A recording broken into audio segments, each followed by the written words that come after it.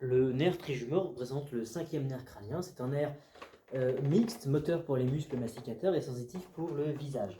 Sur une vue antérieure d'un hémisphère cérébral, alors on peut dire que la supériorité est en haut et la latéralité gauche à droite, on reconnaît en bas la moelle allongée avec le cordon antérieur, l'olive médulaire et le sillon antéro-latéral, surplombé par le pont avec le sillon basilaire et des stries transversales, et plus haut c'est la région mésencéphalique avec latéralement les pédoncules, le pédoncule cérébral gauche et la fosse octopédonculaire. L'origine réelle du nerf trijumeau est représentée par un noyau moteur, noyau masticateur, qui contient les corps cellulaires des motoneurones qui empruntent le nerf trijumeau et se destinent à l'innervation motrice des muscles masticateurs, et un noyau sensitif qui présente un corps au niveau du pont et deux prolongements supérieurs, mésencéphaliques, et inférieurs, médulaires. Ce noyau est formé par le relais entre les fibres des protoneurones et les corps cellulaires des deutoneurones des voies de la sensibilité trigéminale. Le nerf trijumeau émerge à la partie latérale du pont sous la forme d'une racine motrice, grêle et interne, et d'une racine sensitive particulièrement importante et située latéralement. Sur une vue schématique de la tête, telle que la supériorité est en haut et l'antériorité à droite, on reconnaît le territoire de distribution de ce nerf. En arrière, on peut faire figurer schématiquement l'étage antérieur de la base du crâne avec l'ethmoïde en avant et le sphénoïde en arrière, le sillon préchiasmatique, la selle turcique, le dos de la selle, et sur la face latérale du corps du sphénoïde, les racines des ailes du sphénoïde sectionnées. Racine de la petite aile en haut et les trois racines de la grande aile latéralement. Entre ces racines viennent se placer, entre ces racines se trouvent différents foramen qui font communiquer la région de la base du crâne et les étages de la base du crâne avec les régions profondes de la face. Appendu à la grande aile se trouve le processus ptérygoïde, en avant duquel se place l'os maxillaire, qui présente une surface articulaire avec l'os zygomatique. En haut, on peut représenter le plafond orbitaire, représenté ici par l'os frontal.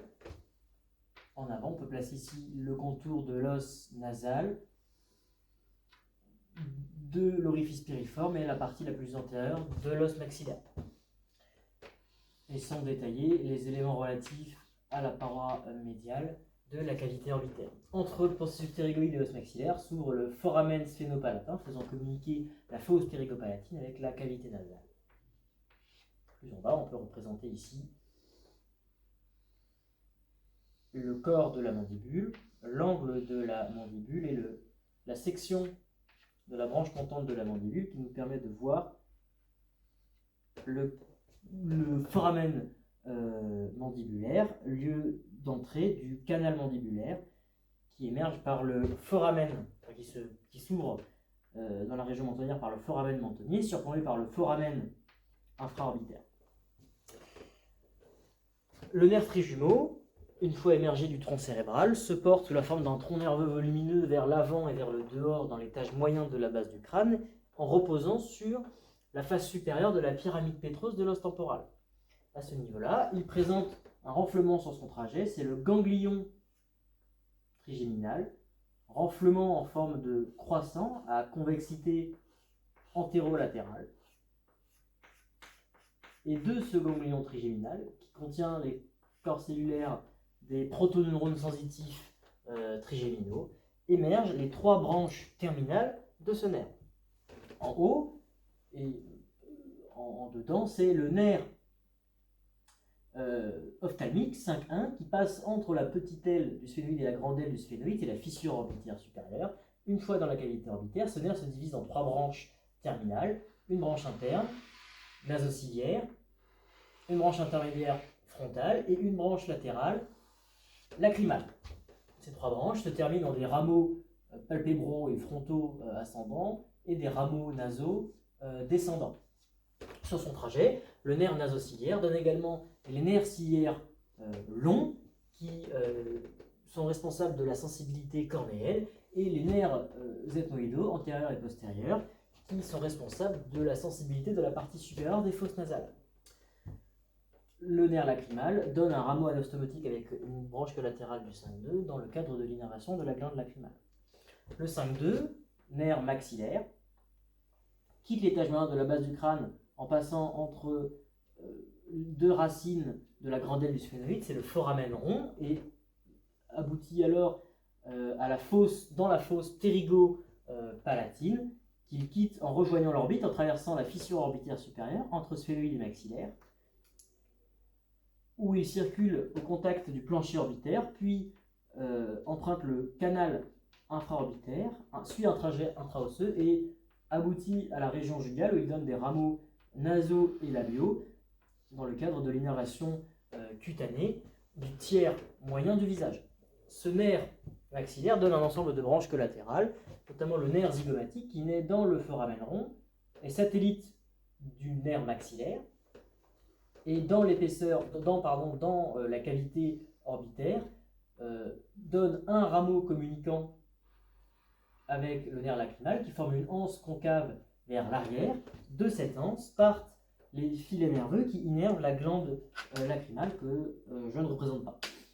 Le nerf zygomatique donne enfin deux branches qui empruntent des canaux perforés dans l'épaisseur de l'os zygomatique, deux branches, zygomatico-faciales en avant, zygomatico-temporale en arrière, qui se destinent à l'innervation de la peau, de la région de la pommette et de la région temporale antérieure. Le nerf maxillaire donne également des rameaux alvéolaires supérieurs qui cheminent dans l'épaisseur de l'os et qui innervent la denture maxillaire. Et il donne enfin des rameaux qui empruntent soit le foramen sphénopalatin, soit le canal grand palatin et les canaux petit palatin. Ce sont les nerfs grand palatin, petit palatin, nasopalatin, qui innervent la muqueuse de la voûte palatine, du voile du palais, et la muqueuse des sinus paranasaux et des cavités nasales.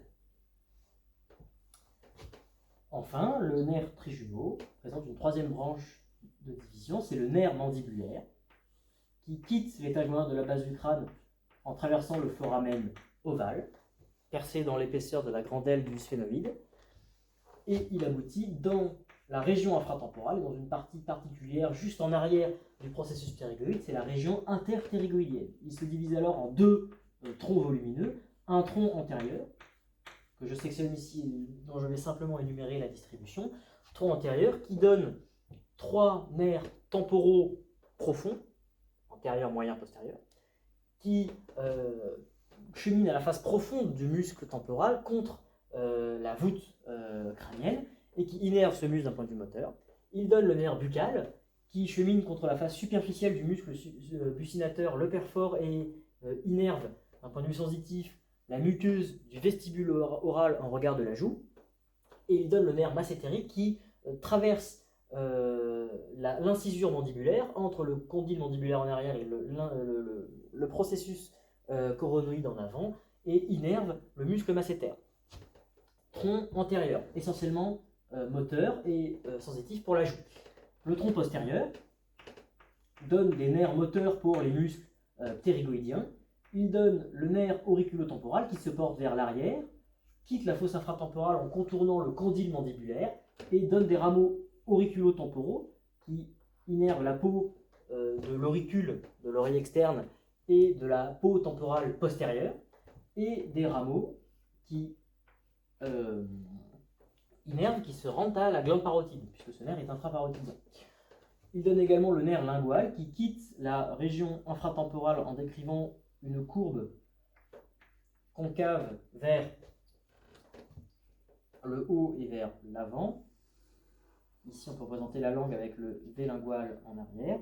Ce nerf traverse ensuite le plancher oral, sous-croise le canal mandibulaire et innerve, d'un point de vue sensitif, les 2 tiers antérieurs de la langue.